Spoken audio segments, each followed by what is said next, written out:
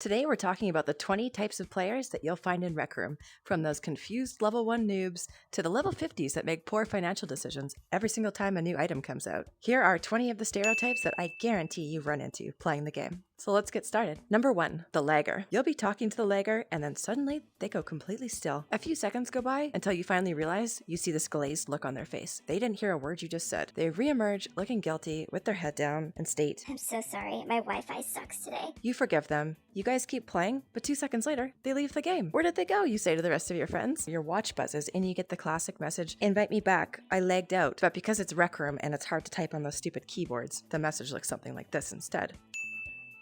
Number 2, the bad financial decision maker. We all know a friend like this. The new weekly rotation comes out and it doesn't matter what it is. It could be the ugliest, most hideous hat, floaty, backpack thing. Doesn't matter. It costs 10k tokens and they have to have it. You constantly hear them begging their parents in the background for more funds. They have Rec Room Plus, but yet they're always broke. They can't manage to save a single token because they're always making these bad financial decisions. It's kind of hard to even feel bad for them anymore. Where do all these impulse purchases go? They're certainly not wearing them. Part of you worries about their future in real life when they discover Visa cards and Amazon Prime. For now, it's just Rec Room and forgotten squid hats. 5 years from now, though, it'll be a real closet full of expensive, unworn clothes with the tags still on. A creditor will be knocking at their door, demanding a minimum payment for all those charges they racked up on their credit card months and months ago. Yep, the future does not look good for them. Number 3, the screen mode player. I feel bad for the screen mode player. They raise their hands in a weird way, they can't play charades very well, and they don't get to enjoy that immersive VR experience. Not to mention that their mics are usually trash, so you can't hardly understand them anyway. Screen players do have 2 things that VR players don't though, so hear me out. They will never get jump scared the same way we do in a horror map, and they can breeze through disc golf and get under par for the weekly due to the game mechanics being easier for screen mode. Number 4, the Quest Pro. You know you're in good hands when your friend is a Quest Pro. The new weekly challenge comes out and you can breathe a sigh of relief. You know you can get carried like a sleepy baby in a stroller. You get to hang back while they take all the kills. You can be on your phone catching up with Discord.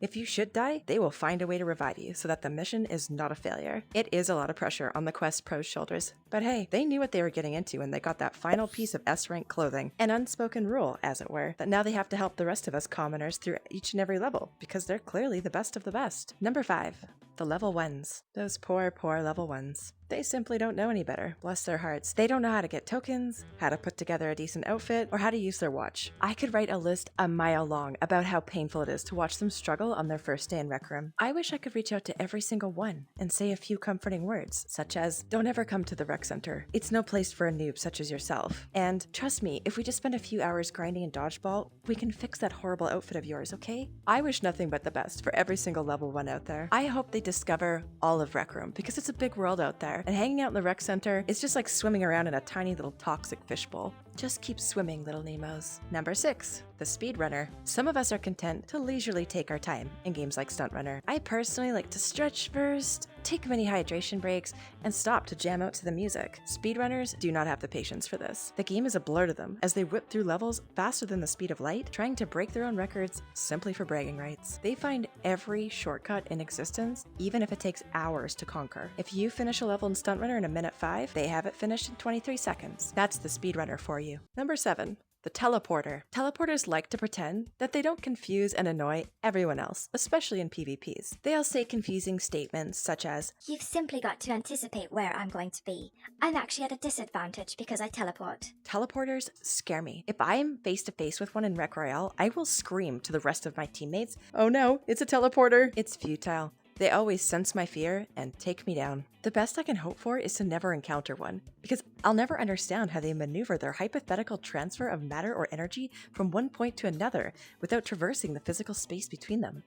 I was never good at science. Number 8, the room creators. We all have a friend who's a room creator. Do you ever find them stopping to play Golden Trophy, kill some goblins, smell the roses? Nope. They've got blisters on their fingers from gripping the maker pen so hard for hours and hours and days on end trying to finish their latest masterpiece. Of course, it's all a big secret what they're creating, so you'll never hear from them, see them, or have them respond to your invites. The room creators are literally off in their own world, playing a different version of Rec Room than the rest of us commoners. Number 9, the Bossy party app player. Your friend of a friend of a friend shows up, you know the one. They saunter over to you and they immediately put their fist out for you to party up, as if to say, I will not be forgotten yet again. You have no choice but to hesitantly reach out and meet your fist with theirs while sighing. The Bossy party up player knows exactly how to face a challenge in life. Head on. They will not take no for an answer. Today, you're sighing at them, but I guarantee 15 years from now, they're going to be a CEO up in an office calling the shots with a staff of 50 beneath them. And yes, it all started with them being a bossy fist bumper. Number 10.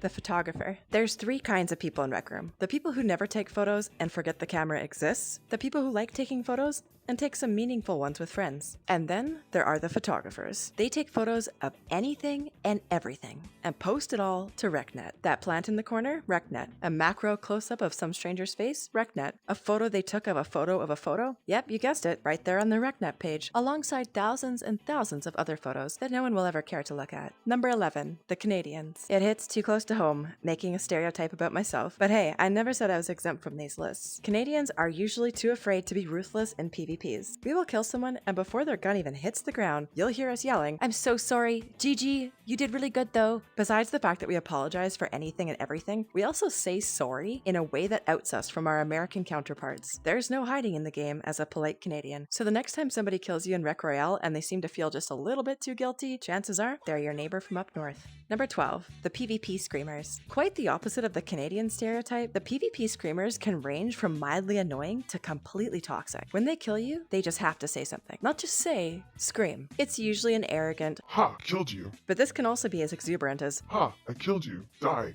Die now. What are you gonna do? You suck at the game. I'm the best. and you find your fingers rapidly moving towards the mute button as rage bubbles up inside of you. PvP screamers, go take a weekend meditation class and calm down. Number 13, the Rectuber. They emerge into the rec center with care, looking around, dark shades on, holding their breath. If they get immediately recognized, they're mildly annoyed because we're just normal people. Can't they let us live our lives in peace? And if they don't get immediately recognized, they're mildly annoyed because don't these people ever turn on YouTube? How could they not know who I am? Rectubers who have more than a few thousand subscribers are usually accosted in any public lobby. So when a Rectuber hears, Oh my god, is that you? they will immediately turn around and say, yes, it's me. Only to realize it was actually a stranger calling out to their friend, and it had nothing to do with the YouTuber. That may have happened to me before. Cringe. Number 14, the Rectuber's #1 fan. The Rectuber's #1 fan is relentless. They will spam invite their favorite Rectuber 15 times in a row if they see them online. They will message and spam invite friends of friends of friends that the YouTuber might have been spotted with in the past. If the #1 fan finally gets to see the Rectuber, they will surround them, yelling, Are you the real one? Are you a Rectuber? There's no way you're the real one. Yes, you are. Oh my god, I've never met a real YouTuber before. Can you friend me? Can you add me to your favorites? Can we go to dinner together? Can I meet your family? Can you accept my gift? I gifted you so much film. You're gonna love it. all without taking a single breath. Number 15, the Night Owl. We all know a night owl in Rec Room. You're playing at a decent hour of the evening, nestled in between homework and dinner like a balanced individual. The Night Owl, however, tells you that it's 2 a.m. their time as they're yawning incessantly on the mat in Golden Trophy. Go to bed already. Hashtag can't relate. Number 16, the rec center troll. Your friend shows up in your dorm and you don't recognize him at all. He's got long flowing hair and a dress on.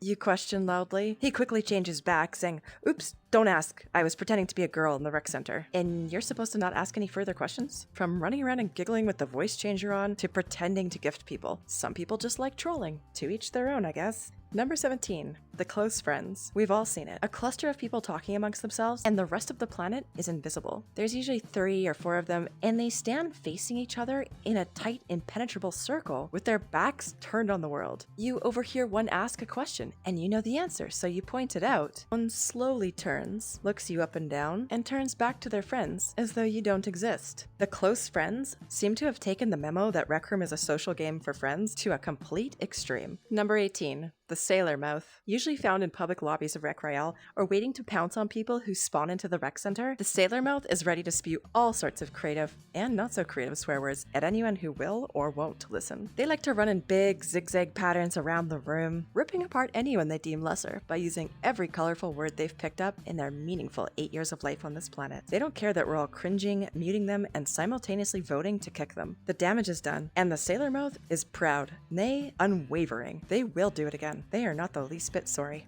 Number 19. The dorm dwellers. The dorm dwellers sit in their tiny 8 by 10 foot room, decorating it until they have 0.009% ink left. They invite their closest friends and talk for hours, staring into the mirror, customizing outfits, spawning in weird things to laugh at, and discussing Rec Room antics. They never see natural light anymore because they never leave their dorms. They almost forget what the outside world is doing because they only venture out once a week to get the weekly challenge done, and then they frantically regroup again in their tiny bubble. Where? You guessed it, in their dorm.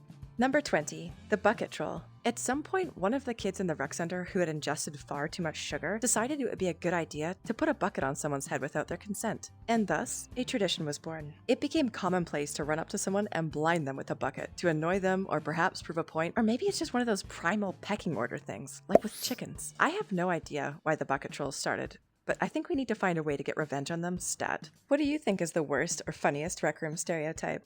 Let me know in the comments below. Also, a big thank you goes out to the people that commented on my previous stereotypes video. I chose some of your comments as inspiration for today's stereotypes. I'm going to throw credits up on the screen right now to shout out those people that gave me inspiration. So thanks. I made another video with 17 more Rec Room stereotypes. They're very different than the ones in this video, but they're equally as hilarious. So go check it out. And don't forget to smash that subscribe button and join Team Tarapeutic today.